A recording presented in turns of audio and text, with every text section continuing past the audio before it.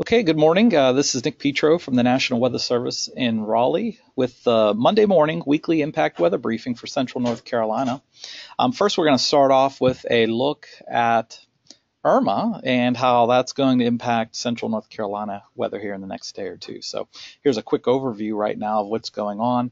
It's a tropical storm actually hurt Irma. It's been obviously weakened as it's moved over land and downgraded now to a tropical storm. I hate to use the word downgrade. That's really not a good word to use, really, because tropical storm force winds can cause a lot of problems. There could still be isolated, tornadoes in those outer rain bands, heavy rain, flash flooding in those areas. So maybe downgrade is not appropriate word to use, but let's just say it's weakened to tropical storm force. Nevertheless, here is the National Hurricane Center official plot or track, if you will. And you can see, as we've been shown for the last few days, Irma is expected to drift off to the northwest. Eventually, its remnants depression, that is, expected to be across the western, lingering over the western portions of Tennessee. So anyway, what is that going to do the rest of today? Let me turn a few things off, and let me turn instead on some model data here to give a sense for timing. I'm very cautious when I show model data because I don't want anybody to take it verbatim, and we need to keep this in mind that it is a model that I'm showing here. So don't take it, verbatim, or this is exactly what's going to happen. I show this more for a sense of timing rather than this is precisely what's going to happen. And obviously this particular model I've chosen, obviously there's errors in it as well right now. So take it all for what it's worth, and that's just to give a general bigger picture sense of the what and the when. So the time is down here in the lower right. So let me just step through this here. And the background image, these different shades of color here represent simulated radar. So what the radar may look like at the indicated time. The arrows are wind direction, the blue lines are mean sea level pressure. So anyway, and that helps us find the center of the storm. So anyway, this time frame right here is about 3 p.m. this afternoon. And as we've been advertising for days, we've been expecting, this rain to gradually lift northward, light rain to start with, and then gradually increase in intensity as the evening wears on. And you could see these bands across South Carolina will gradually lift north. This time frame right here is about 6 p.m. this evening. You could see rain gradually increasing in intensity across the western half of North Carolina. Let me zoom in a little tighter here to central North Carolina. And as we head through the evening hours, you'll also notice, again, it's not going to be raining the entire time. So remember, in the last few days, we've been saying it's going to turn damp. Not really necessarily wet, but it gradually we're going to see the more moderate or heavier rain lifting north in this banded form, if you will. And keep your eyes on this band of precipitation here across this area right here across South Carolina, because as that area lifts north with time, that's when and where and how we're going to get into our more moderate to heavy rain. And the time stamp right here is about 2 a.m. overnight tonight. So you can see up until, through the evening hours, not really expecting, a widespread moderate to heavy rain across central North Carolina. The heaviest rain should be confined to our south and across the western portions of North Carolina. But as the night progresses, we'll see some of that banded type activity lift north and across and into central North Carolina. This timestamp right here is 5 a.m. 5 a.m. Tuesday morning. And I'll also point out, let me just zoom out for a minute here, because this band that I highlighted earlier, let me back up. That band that's lifting out of Georgia and South Carolina as it approaches, and that time frame there is about 5 a.m. Tuesday morning. This is the band that we're concerned that we could see some very isolated tornado activity. That band has been the band where we have seen numerous tornado warnings being issued for across Georgia and in Florida.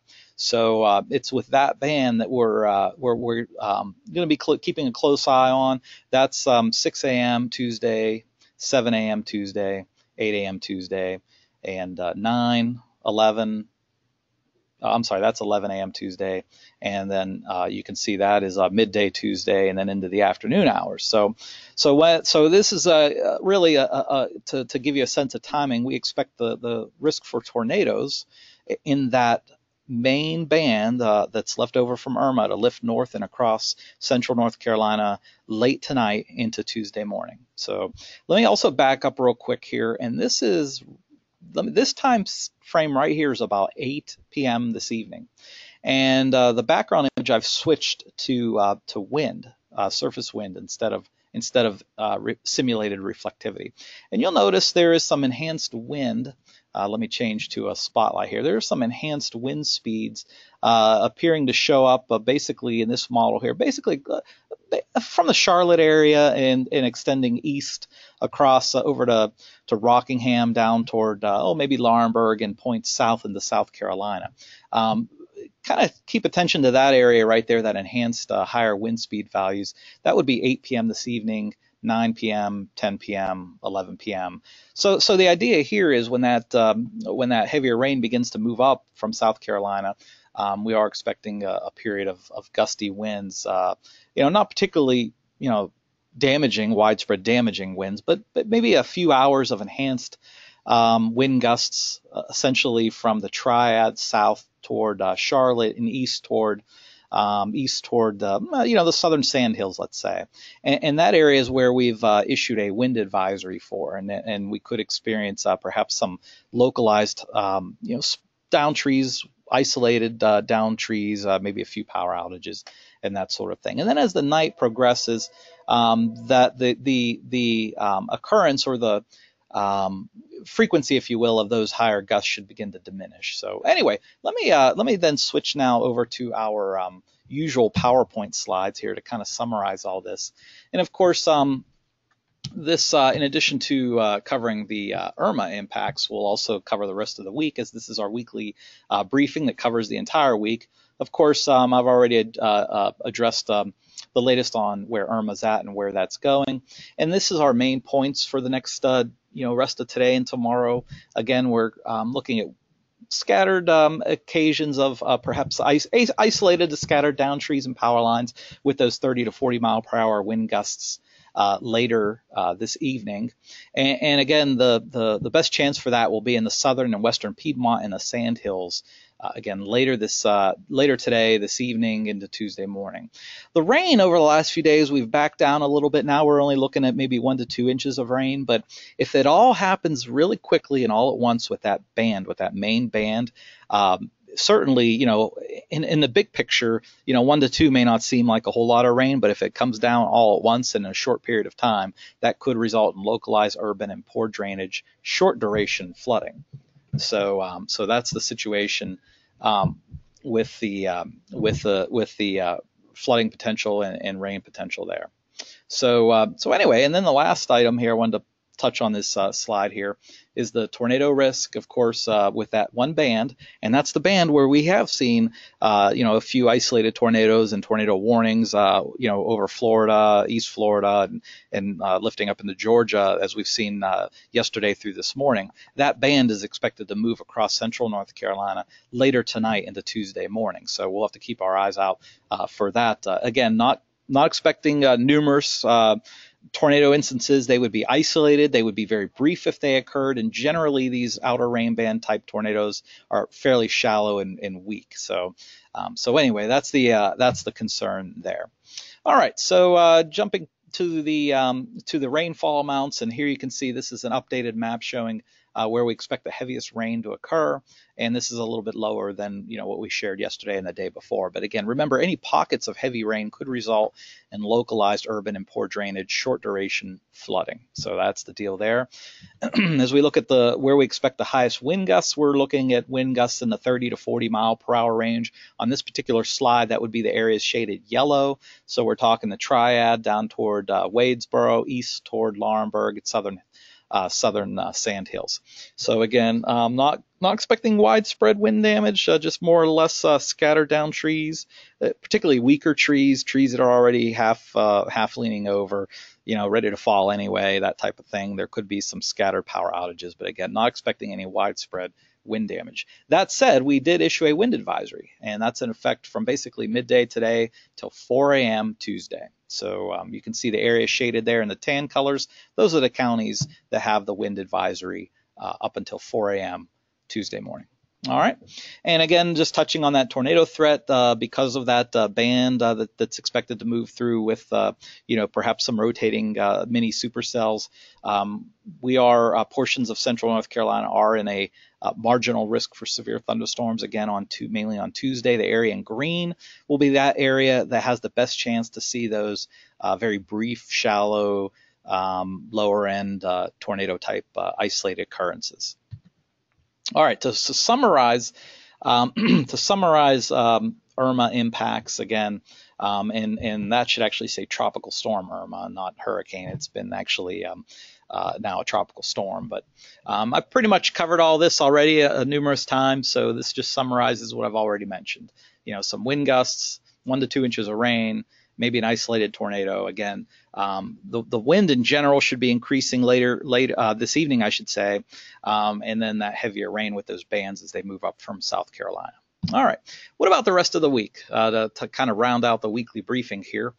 So the Irma remnants are going to just linger over the Tennessee Valley for right through midweek, and eventually over time they'll slide to the east-northeast. So, I could see maybe a little bit of a moisture from that, the lingering kind of the tail end, if you will, late in the week, maybe Thursday, Friday.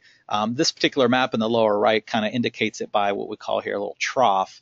That line there, that broken line, is how that's conveyed. When that slides to the east-northeast, it could give us a isolated shower or two, but that would be about it. Nothing heavy, no wind, just some light rain. Wednesday should be nice, clear, sunny, high in the low to mid 80s.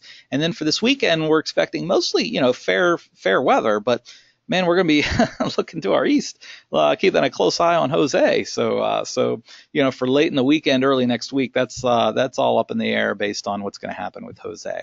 So anyway, speaking of, we've already touched base on that.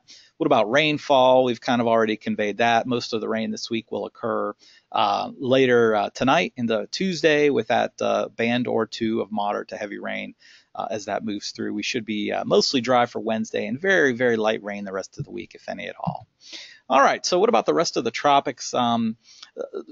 Focusing on the images on the bottom, there's Jose, the official forecast from the Hurricane Center. It is a hurricane and forecast to do a clockwise loop out there north of or east of the Bahamas, I should say, and then gradually just drifting west closer to the Bahamas. And but you can see on the left, the lower left, there's some spaghetti models. This is the ensemble of GFS forecasts, and you can see most of the ensemble members recurve this thing back to the north after doing its clockwise loop. So there's only a few ensemble members that show it drifting close enough to us to give us concern, but the bulk of the model runs and the bulk of the ensemble members suggest this isn't going to be an issue for us, but we'll be paying close attention. All right, so this is I apologize for the length of this briefing. It went on a little long, but let me just get this wrapped up here. So anyway, for again the impacts with Irma, the rest of today, tonight, and into Tuesday. Again, those isolated wind gusts, isolated instances of down trees and power lines. Again, not widespread.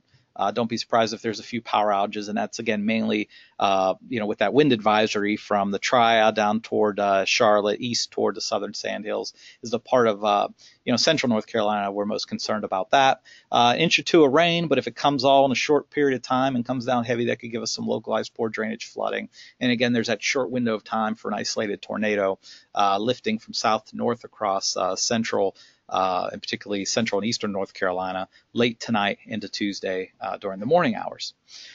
All right, once we get past that, then we're looking for low impact weather the rest of the week and into the weekend, and we're keeping a close eye on Jose. So that is a weekly briefing for central North Carolina.